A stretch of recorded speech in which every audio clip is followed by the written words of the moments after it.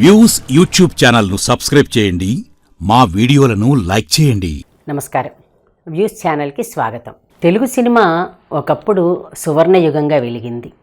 KV Reddy గారు ఆ సమయంలో, కమలాకర్ కామేశ్వరరావు గారు, ఎల్వి ప్రసాద్ గారు, ఇంకా ఉద్దండులు హెచ్ఎం రెడ్డి గారి దగ్గరని తీసుకుంటే వరుసగా ఎంతోమంది దర్శకులు సినిమాకి గౌరవాన్ని తీసుకొచ్చారు. నర్తనశాల లాంటి సినిమాకి జకార్తాలో అవార్డు రావడం కూడా తెలిసిందే మనకి. ఎంతో ఉన్నతంగా ఉన్న తెలుగు సినిమా రాను రాను స్థాయి పెరగవలసింది పోయి నానాటికి తీసుకట్టు అన్నట్టుగా రోజు రోజుకి దిగజారిపోతోంది సినిమాలో ఉన్న విలువలు. ఒకప్పుడు ఎలా ఉండేదంటే సినిమా అంటే ముఖ్యంగా విజయ బ్యానర్ మీద వచ్చిన సినిమా ఏంటంటే కళాత్మక వ్యాపారం, అంటే వ్యాపారాత్మక కళ. లేతేను వ్యాపారం చేసుకునేవారు కమర్షియల్గా వెళ్ళిపోయేది, కళని గౌరవించారు. కనీసం ఎక్కడ అసభ్యత అనేది లేకుండా జాగ్రత్త పడ్డారు. దాని గురించి ఒకసారి చెప్తారు. ఒకసారి ఒక సినిమాలో బట్టలు మార్చుకొస్తాను అని చెప్పిన వాక్యాన్ని కూడా వాళ్ళు తీసేశారు. అది బట్టలు మార్చుకొస్తాను అని పెడితే ఏదో వేరేగా తప్పుగా ఊహించుకుంటారు అని చెప్పి తీసేశారు. అంత గౌరవం ఉండేది తెలుగు సినిమాకి, అంత హుందాగా ఉండేది తెలుగు సినిమా. ఇక పాటల విషయానికి వద్దాం.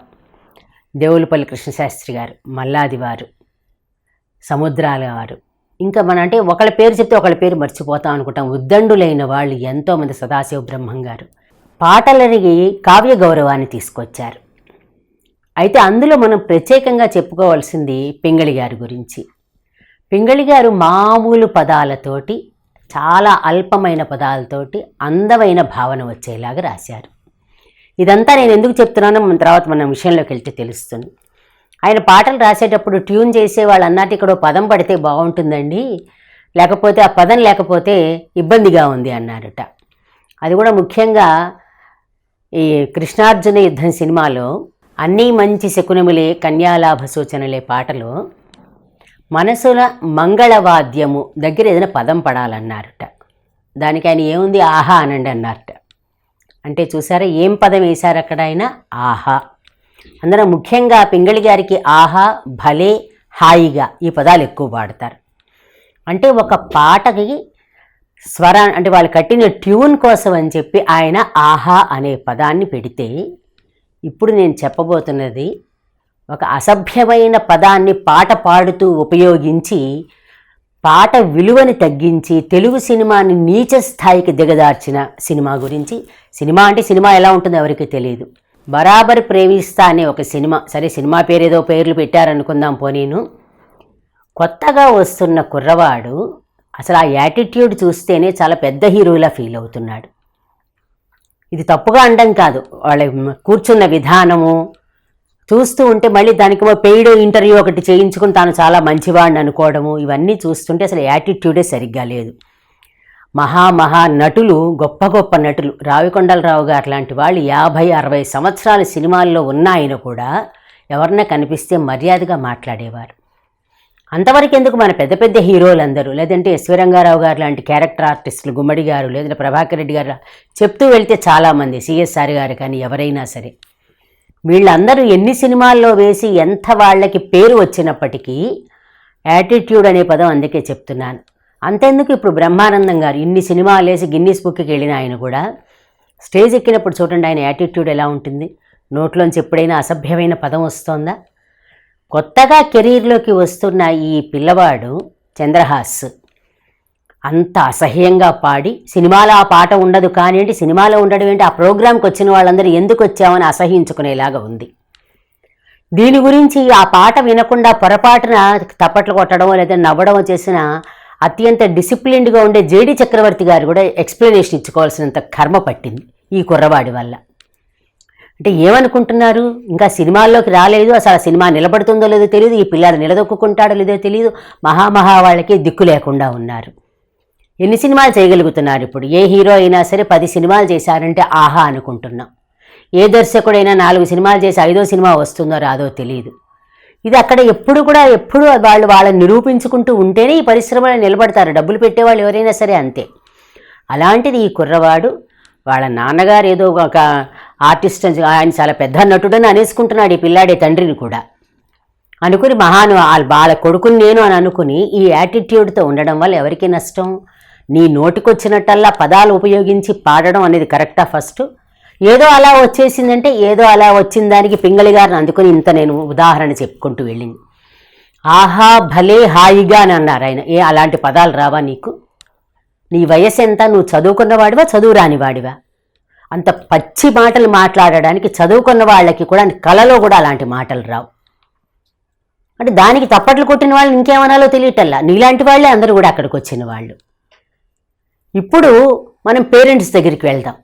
ఎందుకంటే నువ్వు ఉన్నతిలోకి వెడితే ఆహా ఎవరి బాబు ఇంత మంచి పిల్లాన్ని కన్న తల్లిదండ్రులు అంటారు, ఎవడ్రా బాబు వీడిని కన్నది అని అంటారు. రెండిట్లలో ఎక్స్ప్రెషన్లో డిఫరెన్స్. రెండు కూడా పేరెంట్స్కే చెందుతాయి, మంచి చెడు కూడా. మంచిని స్వీకరించగలిగే తల్లిదండ్రులు చెడును కూడా స్వీకరించవలసిందే. తల్లి చక్కగా కొడుకుని వెనకేసుకొచ్చి ఇక్కడ ఎవరికి కోపం వచ్చినా మంచి ఎగ్జాంపుల్ చెప్పాలి తల్లి తండ్రి విషయంలో. దుర్యోధనుడు ధృతరాష్ట్రుడే గుర్తిచ్చారు మనకి.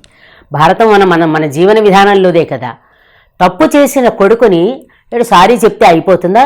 స్టేజ్ మీద లాగి చెంపదెబ్బ కొట్టాలి అసలు ఆ చేసినప్పుడుది. ఆనందించడం కాదు, అది తండ్రి చేయవలసిన పని. అందుకే నరసింహ శతకంలో తనయుడు దుష్టైన తండ్రి తప్పు అన్నారు. తనయుడు దుష్టంగా మాట్లాడాడు అంటే దానికి తండ్రిదే తప్పు. కూతురు చెడుగైన మాత తప్పు అన్నారు. కూతురైనా చెడ్డ పని చేసిందంటే అది తల్లి తీసుకోవాల్సిందే తప్పనిసరిగా. మన సంతానమే కదా మరి. అంత అసహ్యంగా పాట పాడితే దాన్ని కూడా మళ్ళీ అతను సమర్థించుకుని సినిమా రిలీజ్ అయిన తర్వాత సినిమా ఫెయిల్ అయిపోతుందేమో నేను మాట్లాడిన మాట వల్ల, నేను చేసిన దానివల్ల అని మొసలి కన్నీరు కారిస్తే ఎవరు ఒప్పుకోరు. సభ్య సమాజం ఏమాత్రం ఇటువంటి దానిని అంగీకరించదు. ఎందుకంటే అసలు ఇటీవలే ఓటీటీలో చూస్తుంటేనే భయంకరమైన మాటలు వస్తూనే వినలేకపోతున్నాం. స్థాయి దిగజారిపోవడం అంటే ఇది రాను రాను మన స్థాయి పెంచుకుంటూ వెళ్ళవలసింది. ఎప్పటికీ ఇంకా ఆ మాయాబజారు, ఆ గుండమ్మ కథ, ఆ మిస్సమ్మ దగ్గరే ఆగిపోతున్నాను తప్పించి అంతకు మించిన సినిమా తీయాలంటే ఎక్కడో ఓ చోట డబుల్ మీనింగ్ అయినా పెట్టాలి, ఎక్స్పోజింగ్ అయినా పెట్టాలి, ఇలాంటి పచ్చి మాటలైనా పెట్టాలి. ఇంత నీచ స్థాయికి దిగజారిపోతున్నాం మనం. అందుకు కారణం ఏంటంటే ముఖ్యంగా వీళ్ళకి సంస్కారం లేదు. స్కూల్స్లో సంస్కారం నేర్పించరు, చదువుల్లో సంస్కారం లేదు, విద్యను బోధించే ఉపాధ్యాయులకి సంస్కారం లేదు. కాబట్టి ఇంక మన సంస్కారాన్ని ఆశించడం అనేది చాలా చాలా అత్యాశ కింద అయ్యేలా ఉంది. అందుకని ఏంటి బరాబరి ప్రేమిస్తా, సినిమా పేరు పోని ఏదో ఒకటి పెట్టుకుంటే పెట్టుకొనివ్వండి.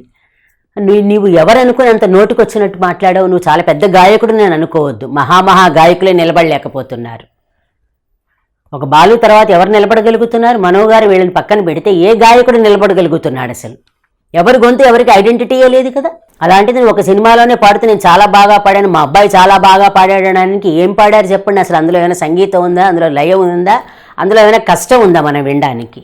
ఇంత దారుణమైన పాట పాడడం అంటే తన బిహేవియర్ అది. కాబట్టి లేకపోతే అందరి నోట్లోంచి రాని పదాలు ఇంతవరకు నీ నోట్లోంచి వచ్చాయంటే నీ ప్రవర్తన నువ్వు నిరంతరం పచ్చి మాటలు మాట్లాడుతూ ఉంటావని అర్థం. అక్కడ ఇటువంటి వాళ్ళని ఎంకరేజ్ చేయకూడదు అసలు. ఇప్పుడు వీళ్ళ వల్ల సినిమా పోవచ్చు, చెప్పలేము. అందువల్ల నిర్మాత నష్టపోతాడంటే నిర్మాత వచ్చి ఆ స్టేజ్ మీద నిర్మాత కూడా ఈ కుర్రవాడిని మూతి పగలగొట్టు ఉంటే సరిపోయేది అక్కడ. ఎందుకంటే ఇంత ఆవేశంగా మాట్లాడడం ఎక్కడికి పోతున్నాం మనం?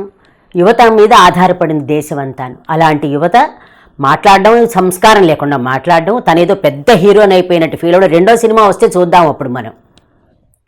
ఎంతమంది పెద్ద పెద్ద హీరోల పిల్లలు నిలదొక్కుకోలేకపోతున్నారు? ఏంటి అక్కడ కారణం? వాళ్ళది యాటిట్యూడ్ కాదు. ఎవరికైనా సరే దాంట్లో వాళ్ళకి టాలెంట్ ఉందంటేనే నిలబడగలుగుతారు. టాలెంట్తో పాటు నేర్చుకోవాల్సింది వినయము, సంస్కారము, విధేయత. నువ్వు పొగరుగా ఉంటానంటే ఎవరు రానివ్వరు. ఏ హీరోలు పొగరుగా ఉంటున్నారు? అంత పేరు వచ్చాక కూడా వాళ్ళు డిసిప్లిన్ తోటి వెళ్ళారు అక్కడికి. అందుకని కొడుకు చేసిన తప్పుని తండ్రి సమర్థించడం, తల్లి వచ్చి మా అబ్బాయి చాలా బాగా చేసేశాడు, సినిమా చాలా బాగుంది, అందరూ చాలా బాగుంది, బ్లాక్ బస్టర్ అంటున్నారు అని తల్లి తండ్రి గాంధారి ధృతరాష్ట్రుడిలాగా మాట్లాడితే కొడుకులు దుర్యోధనుల్లాగే అవుతారు, ఎదగలేకపోతారు. ఈ యాటిట్యూడ్ మార్చుకోవాలి. యాటిట్యూడ్ సారీ చెప్పే విధానంలో కూడా చాలా చక్కగా మఠం వేసి కూర్చొని అందరి మొహాల మీద కాళ్ళు పడేసేసి కూర్చుని మళ్ళీ అది పెయిడ్ ఇంటర్వ్యూ చేసుకుని వాళ్ళని వాళ్ళు మంచి వాళ్ళ కింద మౌల్డ్ చేసుకుని ఎవరు నమ్ముతారండి ఇవి? మాట్లాడిన దానికి సారీ చెప్తే పోదు. నీ యాటిట్యూడ్ అది, నీ భాష ఇది, నీ సంస్కారం ఇది, నీ సభ్యత ఇది అనేది బయటపడుతోంది. కాబట్టి ఇది ఒక పిల్లాడిని సందర్భం తీసుకుని మనం చెప్తున్నాం ఇక్కడ. ఇలాంటి పిల్లలుంటే వాళ్ళే నిలదొక్కుకోలేరు ఒకటి. రెండోది, తెలుగు సినిమా స్థాయిని విశ్వనాథ్ గారు తీసుకెళ్లిన స్థాయి నుంచి మనం చక్కగా దిగజారుస్తున్నాం. సీతారామ శాస్త్రి గారు ఒక పాటకి కావ్య గౌరవాన్ని తెచ్చారు, సుందరరామూర్తి గారు తీసుకొచ్చారు, నారాయణ రెడ్డి గారు, చంద్రబోస్ గారు. వీళ్ళందరూ ఎలాంటి భాష రాశారు? ఇన్ని రోజులు రాసినా అయినా వాళ్ళు ఇంత అసభ్యపు భాష రాశారా? అందుకే చెత్త భాష రాసే వాళ్ళ గురించి అసలు నేను ప్రస్తావించట్లేదు.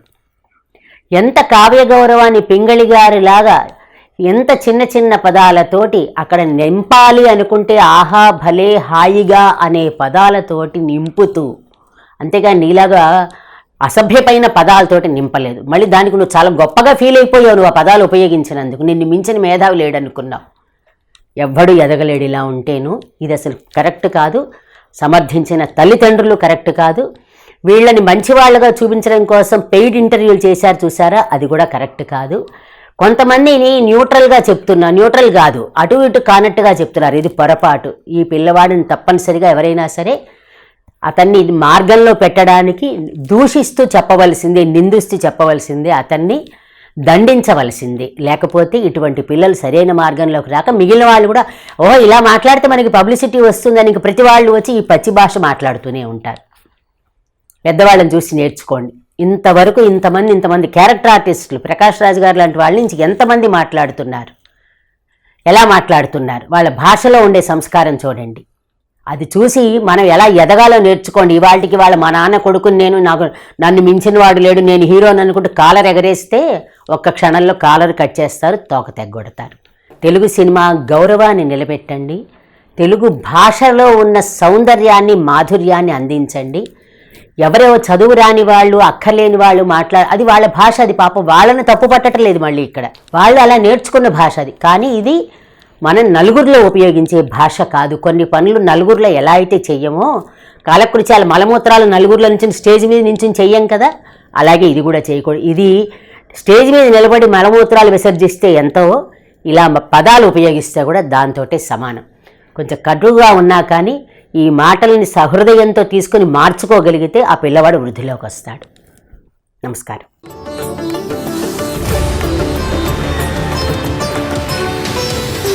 వ్యూస్ యూట్యూబ్ ఛానల్లో లైక్ చేయండి, షేర్ చేయండి, సబ్స్క్రైబ్ చేయండి.